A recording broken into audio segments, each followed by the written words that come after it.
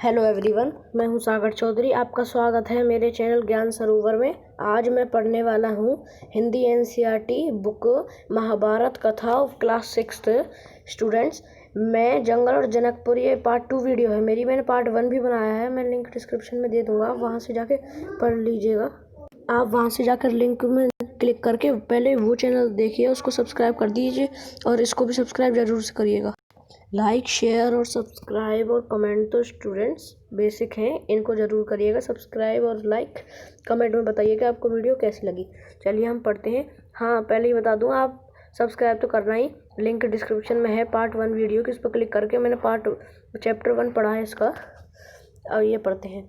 राजमहल से निकलकर महर्षि विश्वामित्र सरयू नदी की ओर बढ़े। दोनों राजकुमार साथ थे, उन्होंने नदी पार करनी थी। आश्रम पहुंचने के लिए विश्वामित्र ने अयोध्या के निकट नदी पार नहीं की। दूर तक सरयू के किनारे किनारे चलते रहे। दक्षिण तट पर उसी तट पर जिस पर अयोध्या नगरी थी वे चलते रहे। नदी के घुमाव के साथ साथ महल पीछे छूट गया, उसकी आखिरी बस्ती भी निकल गई। चलते चलते एक तीखा मोड़ आया तो सब कुछ दृष्टि से ओझल हो गया। राम और लक्ष्मण ने एक बार भी पीछे मुड़कर नहीं देखा। उनकी नज़र सामने थी महर्षि विश्वामित्र के सधे कदमों की ओर। सूरज की चमक धीमी पड़ने लगी। शाम होने को आई। राजकुमार के चेहरों पर थकान का कोई चिन्ह नहीं था, उत्साह था। वे दिन भर पैदल चले थे और चलने के लिए तैयार थे। महर्षि अचानक रुके, उन्होंने आसमान की दृष्टि डाली। चिड़िया के झुंड अपने बसेरे की ओर लौट रहे थे। स्टूडेंट्स, हमने अब तक पढ़ा कि जब राम लक्ष्मण को उत्साह था कि वो महर्षि विश्वामित्र के साथ जा रहे थे, और फिर महर्षि विश्वामित्र ने आसमान की तरफ देखा कि अब तो सूरज ढलने को आ गया है और बसेरे की ओर लौट रहे थे पक्षी। आसमान मटमैला लाल हो गया था। चरवाहे लौट रहे थे।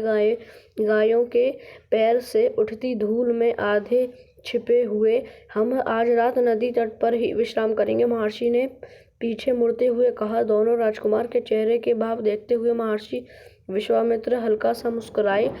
राम के निकट आते हुए उन्होंने कहा, मैं तुम दोनों को कुछ विद्याएं सिखाना चाहता हूँ। इन्हें सीखने के बाद कोई तुम पर प्रहार नहीं कर सकेगा, उस समय भी जब तुम नींद में होगे। राम और लक्ष्मण नदी में मुंह हाथ धोकर लौटे। विश्वामित्र के निकट आकर बैठे। विश्वामित्र ने दोनों भाइयों को बला अतिबला नाम की विद्याएं सिखाई। रात में, स्टूडेंट से याद रखना, आपके एग्जाम में आ सकता है, विश्वामित्र ने उन दोनों को कौन सी विद्या सिखाई? बला अतिबला नाम की। आगे बढ़ते हैं। रात में वे लोग वहीं सोए, तिनके और पत्तों पर सोए थे। किस पर सोए थे ये भी आ सकता है, उसमें बताइएगा। तिनकों और पत्तों पर बिस्तर बनाकर सोए थे। नींद आने पर महर्षि उनसे बातें करते रहे। सुबह हुई। यात्रा फिर शुरू हुई। मार्ग वही था, सरयू नदी के किनारे किनारे। ये आपको दिख रहा होगा स्टूडेंट्स, ये ताड़का है मोटी सी, और ये राम है जो इस पर वार कर रहे हैं। एक मिनट रुक जाइए, मैं आपको दिखाता हूँ। ये है ताड़का, मैं दिखाता हूँ, ये ताड़का है और राम जो है इस पर बाण चला रहे हैं। इस पर ऐसे करके बाण चला रहे हैं राम इस ताड़का को। और आगे पढ़ते हैं। आगे आप ताड़का के बारे में आगे पढ़ेंगे। ताड़का कौन है, क्या है? इसी को मारने के लिए महर्षि विश्वामित्र के यज्ञ में वो बन रही थी। बीच में मैं आपको अभी पढ़ा दूंगा, आप समझ जाएंगे। चलते चलते वे एक सही ऐसी जगह पहुँचे जहाँ दो नदियाँ आपस में मिलती थी। उस संगम की दूसरी नदी गंगा थी। ये भी आ सकता है, कौन सी संगम की नदी थी, उसका नाम गंगा था, दूसरी जो थी। महर्षि अब भी चले। नदियाँ आपस में मिलती थी, उस संगम की दूसरी नदी गंगा थी। महर्षि अब भी आगे चल रहे थे, लेकिन एक अंतर आ गया था। राम लक्ष्मण अब दूरी बनाकर नहीं चलते थे, महर्षि के ठीक पीछे थे, ताकि उनकी बातें ध्यान से सुन सके। रास्ते में पड़ने वाले आश्रमों के बारे में, वहाँ के लोगों के बारे में, वृक्षों वनस्पतियों के संबंध में स्थानीय इतिहास उसमें शामिल होता था। आगे की यात्रा कठिन थी, जंगलों से होकर। उससे पहले उन्हें नदी पार करनी थी। रात में ऐसा करना महर्षि विश्वामित्र को उचित नहीं लगा। तीनों लोग वहीं रुक गए, संगम पर बने एक आश्रम में। अगली सुबह उन्होंने नाव से गंगा पार की। किससे गंगा पार की, ये भी आ सकता है स्टूडेंट्स, तो बता दीजिएगा। नाव से गंगा पार की। नदी पार जंगल था घना दुर्गम। सूरज की किरणें धरती तक नहीं पहुंचती थी, इतना घना वह डरावना भी था। हर ओर से झिंगुरों की आवाज, जानवरों की दहाड़, कर्कश ध्वनियां राम और लक्ष्मण को अस्वस्थ करते हुए महर्षि ने कहा, ये जानवर और वनस्पतियां जंगल की शोभा हैं, इनसे कोई डर नहीं है। असली खतरा राक्षसी ताड़का से है, वह यहीं रहती है, तुम्हें वह खतरा हमेशा के लिए मिटाना है। ये महर्षि विश्वामित्र इसलिए इनको लाए थे, ताड़का को मार सकें। और देखिए ये ताड़का है, मैंने आपको बताया था। ताड़का इस जंगल में रहती है। ये इतना डरावना जंगल था, इसलिए इसका नाम ताड़का वन रख दिया था। आप पढ़ोगे आगे। ताड़का के डर से कोई उस वन में नहीं आता था, जो भी आता ताड़का उसे मार डालती, अचानक आक्रमण कर देती। उसका डर इतना था कि उस सुंदर वन का नाम, वैसे उसका नाम क्या था, ताड़का वन रख दिया था। वैसे तो एग्जाम में आ सकता है ताड़का वन का पहले नाम क्या था, याद रखिएगा स्टूडेंट, सुंदर वन था। ताड़का वन पड़ गया था। हाँ, राम ने महर्षि की आज्ञा मान ली, धनुष पर प्रत्यंचा चढ़ाई उसे एक बार खींचकर छोड़ा। इतना ताड़का को क्रोधित आ गया करने के लिए बहुत था। टंकार सुनते ही क्रोध से बिलबिलाई ताड़का गुजरती हुई राम की ओर दौड़ी। दो बालकों को देखकर उसका क्रोध और भड़क उठा। कि उसका क्रोध क्यों भड़क पड़ा था? दो बालकों को देखकर कि दो बालक मेरा क्या सामना करेंगे। जंगल में जैसा तूफान आ गया, विशालकाय पेड़ कांप उठे, पत्ते टूटकर इधर उधर उड़ने लगे, धूल का घना बादल छा गया, उसमें कुछ दिखाई नहीं पड़ता था। फिर ताड़का ने पत्थर बरसाने शुरू कर दिए। राम ने उस पर बाण चलाए, लक्ष्मण ने भी निशाना साधा। ताड़का बाणों से घिर गई। राम का एक बाण उसके हृदय में लगा, वह गिर पड़ी, फिर नहीं उठ पाई। विश्वामित्र बहुत प्रसन्न हुए, उन्होंने राम को गले लगा लिया। उन्होंने दोनों राजकुमारों को 100 तरह के अस्त्र शस्त्र दिए, उनका प्रयोग करने की विधि बताई और महत्व समझाया। ये भी आ सकता है क्वेश्चन स्टूडेंट्स, कि विश्वामित्र ने प्रसन्न होकर जब उन्होंने ताड़का का वध किया था, क्या दिया था उन्होंने? अस्त्र शस्त्र दिए थे, अनेक 100 अस्त्र शस्त्र दिए थे। कितने? 100। और उनका प्रयोग की विधि बताई थी, उनका महत्व समझाया था कि इनका क्या इनका असली मूल्य है। ये सब आगे बढ़ते हैं स्टूडेंट्स। महर्षि का आश्रम वहाँ से अधिक दूर नहीं था, लेकिन तब तक रात हो चली थी। विश्वामित्र ने वह दूरी अगले दिन तय करने का निर्णय लिया। ताड़का मर चुकी थी, उसका भय नहीं था। ताड़का मर चुकी थी, इसलिए उनका कोई भय नहीं था। इसलिए विश्वामित्र ने सोचा, आज हम यहीं रुक जाते हैं। तीनों ने रात वहीं बिताई। ताड़का वन में जो अब पूरी तरह भयमुक्त था, क्योंकि ताड़का तो मर चुकी थी, इसलिए वो भयमुक्त था। सुबह जंगल बदला हुआ था।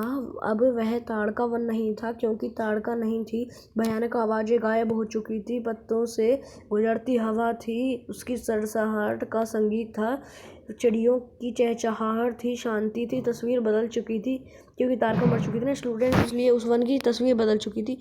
सिद्धिश्रम का अंतिम पड़ाव था। महर्षि का आश्रम रास्ता छोटा भी था, मनोहारी भी प्राकृतिक सौंदर्य का आनंद लेते। तीनों लोग जल्दी ही आश्रम पहुंच गए। आश्रमवासियों ने उसकी आगमनी की अभिनंदन किया, उनकी प्रसन्नता दुगनी हो गई थी। महर्षि विश्वामित्र के आश्रम लौटने की खुशी, राम लक्ष्मण के आगमन का सुख। विश्वामित्र यज्ञ की तैयारियां करने लगे। अनुष्ठान प्रारंभ हुआ।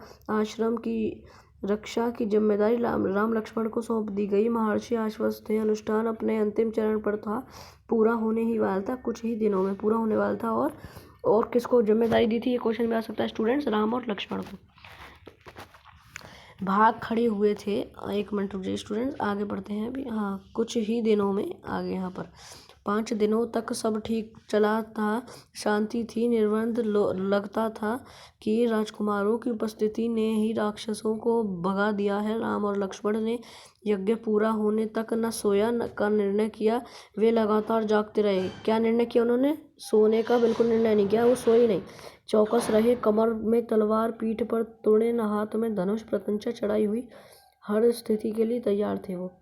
अनुष्ठान का अंतिम दिन, अचानक भयानक आवाजें से आसमान भर गया। सुबाहु और मारीच ये ताड़का के पुत्र थे। आप अभी आगे पढ़ोगे। सुबाहु और मारीच ने राक्षसों के दल बल के साथ आश्रम पर धावा बोल दिया।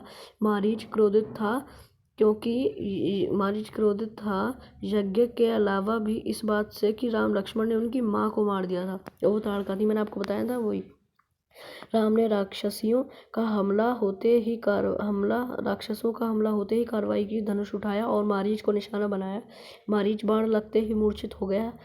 बाण के वेग से बहुत दूर जाकर गिरा था, समुद्र के किनारे। किस किनारे, ये भी आ सकता है स्टूडेंट। समुद्र के किनारे गिरा था वो बाण लगने से, वो भी राम का। वह मरा नहीं।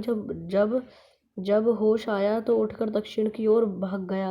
राम का दूसरा बाण सुबाहु को लगा, उसके प्राण वहीं निकल गए, वो मर गया वहीं। सुबाहु के मरने पर राक्षस सेना में भगदड़ मच गई। वे चीख चिल्लाते भागे। कुछ लक्ष्मण के बाणों का शिकार हुए, अन्य जान बचाकर भागे। प्राण बचाकर भागे। महर्षि विश्वामित्र का अनुष्ठान संपन्न हुआ। राम ने महर्षि को प्रणाम करते हुए पूछा, अब हमारे लिए क्या आज्ञा है मुनिवर। महर्षि ने राम को गले लगाया, कहा, हम लोग यहाँ से मिथिला जाएंगे, महाराज जनक के यहाँ वेदराज के दरबार में। मैं चाहता हूँ कि तुम दोनों मेरे साथ चलो उनके आयोजन में हिस्सा लेने। महाराज के पास एक अद्भुत शिव धनुष है, तुम भी उसे देखो। राम और लक्ष्मण अगली यात्रा को लेकर उत्साहित थे। नए स्थान देखने और जानने का अवसर। सोन नदी पार कर विश्वामित्र मिथिला की सीमा के पास पहुँचे। अपने शिष्यों और राजकुमारों के साथ वे गौतम ऋषि के आश्रम से हुए नगर पहुँचे। राजा जनक ने महल से बाहर आकर विश्वामित्र का स्वागत किया। तभी उनकी दृष्टि राजकुमारों पर पड़ी। वेदराज चकित रह गए, वे स्वयं को रोक नहीं पाए। महर्षि से पूछा, ये सुंदर राजकुमार कौन है? मैं इनसे आकर्षण से खिंचता जा रहा हूँ। इनके आकर्षण से खिंचता जा रहा हूँ। ये राम और लक्ष्मण हैं, महाराज दशरथ के पुत्र। मैं इन्हें अपने साथ लाया हूँ आपका अद्भुत धनुष दिखाने। आगे चलते हैं स्टूडेंट्स। वेदराज ने महर्षि, उनके शिष्य और राजकुमारों के ठहरने की व्यवस्था की। एक सुंदर उद्यान में अगला दिन सभी आमंत्रित लोग ऋषि मुनि और राजकुमार यज्ञशाला में उपस्थित हुए। वहां महर्षि ने फिर धनुष का उल्लेख किया। महाराज जनक ने अपने अनुचरों को आज्ञा दी, शिव धनुष को यज्ञशाला में लाए। शिव धनुष सचमुच विशाल था, लोहे की पेटी में भरा। स्टूडेंट्स, ये तो बिल्कुल बेसिक क्वेश्चन है, तो आएगा ये आपके एग्जाम में। शिव धनुष कैसा था? लोहे की पेटी में रखा था। पेटी में कितने पहिए लगे थे? ये भी आएगा। 8 पहिए लगे थे। उसमें उसे हटाना लगभग असंभव था। पहियों के सहारे उसको खींचकर ले जाया जाता था। आगे बढ़ते हैं। अनुचर मुश्किल से खींचकर हुए उस यज्ञशाला में लाए। धनुष देखते ही वेदराज एक पल के लिए उदास हो गए। उन्होंने कहा, मुनिवर, मैंने प्रतिज्ञा की है अपनी पुत्री सीता का विवाह के संबंध में। जो यह धनुष उठाएगा सब उस पर प्रत्यंचा चढ़ा देगा। उसी के साथ सीता का विवाह होगा। उनके अनेक राजकुमारों ने प्रयास किया और लज्जित हुए, ठाना तो दूर वे उसे हिला तक न सके। प्रत्यंचा क्या चढ़ाते? वेदराज का संकेत समझकर महर्षि विश्वामित्र ने राम से कहा, उठो वत्स, यह धनुष देखो। देखिए स्टूडेंट्स, ये सीता है, ये राम है, ये धनुष उठा रहे थे। आगे बढ़ते हैं। राम ने सिर झुकाकर गुरु की आज्ञा स्वीकार की। आगे बढ़े, पेटी का ढक्कन खोल दिया। राम ने पहले धनुष देखा, फिर महर्षि को गुरु का संकेत मिलने पर राम ने वह विशाल धनुष सहज ही उठा लिया। यज्ञशाला में उपस्थित सभी लोग हतप्रभ थे। इसकी प्रत्यंचा चढ़ा दूं मुनिवर? राम ने पूछा। अवश्य, यदि ऐसा कर सको तो। वेदराज चकित थे। राम ने आसानी से धनुष झुकाया, ऊपर से दबाकर प्रत्यंचा चढ़ाने का प्रयत्न किया। प्रयत्न खींची, दबाया से धनुष बीच से टूट गया। उसके 2 टुकड़े हो गए। बच्चों के खिलौने की तरह यज्ञशाला में सन्नाटा छा गया। सब चुप थे, एक दूसरे की ओर देख रहे थे। सभागार की चुप्पी महाराज जनक ने थोड़ी उनकी खुशी का ठिकाना न।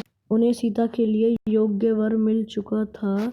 उनकी प्रतिज्ञा पूरी हुई। जनक ने कहा, मुनिवर आपकी अनुमति हो तो मैं महाराज दशरथ के पास संदेश भेजूं। बारात लेकर आने का निमंत्रण, यह शुभ संदेश। मुनिवर आपकी अनुमति हो तो मैं महाराज दशरथ के पास संदेश भेजूं। बारात लेकर आने का निमंत्रण, यह शुभ संदेश उन्हें शीघ्र भेजना चाहिए। महर्षि की अनुमति से दूत अयोध्या भेजे गए। सबसे तेज चलने वाले रथों से इसके बीच जनकपुर में धूम मच गई। बारात के स्वागत की तैयारियां होने लगी। नगर की प्रसन्नता चरम पर थी। महाराज जनक का संदेश मिलते ही अयोध्या में भी खुशी छा गई। आनन फानन में बारात तैयार हुई। कहाँ तैयार हुई? आनन फानन में। हाथी घोड़े रथ सेना बारात को मिथिला पहुँचाने में 5 दिन लगे। जनकपुर जगमगा रही थी। हर मार्ग पर तोरणदियम, हर जगह फूलों की चादर, एक एक कोने सुवासित। हर घर के प्रवेश द्वार पर वंदना। एक एक घर से मंगल गीत। मुख्य मार्ग पर दर्शकों की अपार भीड़। खिड़कियों से झांकती महिलाएं। एक नजर राम को देख लें, राम सीता की जोड़ी दिख जाए। विवाह से ठीक पहले विधिराज ने महाराज दशरथ से कहा, राजन, राम ने मेरी प्रतिज्ञा पूरी की है। बड़ी बेटी सीता अपना लिया है। बड़ी बेटी सीता को मेरी इच्छा है कि छोटी पुत्री उर्मिला का विवाह लक्ष्मण से हो जाए। मेरे भाई कुशध्वज की 2 पुत्रियां हैं, मांडवी और श्रुतकीर्ति। आप कृपया उन्हें भरत और शत्रुघ्न के लिए स्वीकार करें। राजा दशरथ ने यह प्रस्ताव तत्काल मान लिया। विवाह के बाद बारात कुछ दिन जनकपुरी में रुकी। बारात बहुओं के लेकर अयोध्या लौट रही थी तो रानियों के पुत्र वधुओं की आरती उतारी। स्त्रियों ने फूल बरसाए। शंख ध्वनि से गलियां गूंज उठी। यह आनंदोत्सव लगातार कई दिन तक चलता रहा। अगर आपको ये वीडियो अच्छी लगी हो तो मेरे चैनल को लाइक, शेयर और सब्सक्राइब जरूर से करिएगा। मैंने पार्ट 1 की वीडियो की लिंक दे रखी है, उस पर क्लिक करके पार्ट 1 देख लीजिएगा। उसको भी सब्सक्राइब करिएगा और कमेंट में बताइएगा आपको ये वीडियो कैसी लगी। तो तब तक के लिए बाय बाय। मैं पार्ट 3 भी लाऊंगा। बाय। सब्सक्राइब जरूर से करिएगा।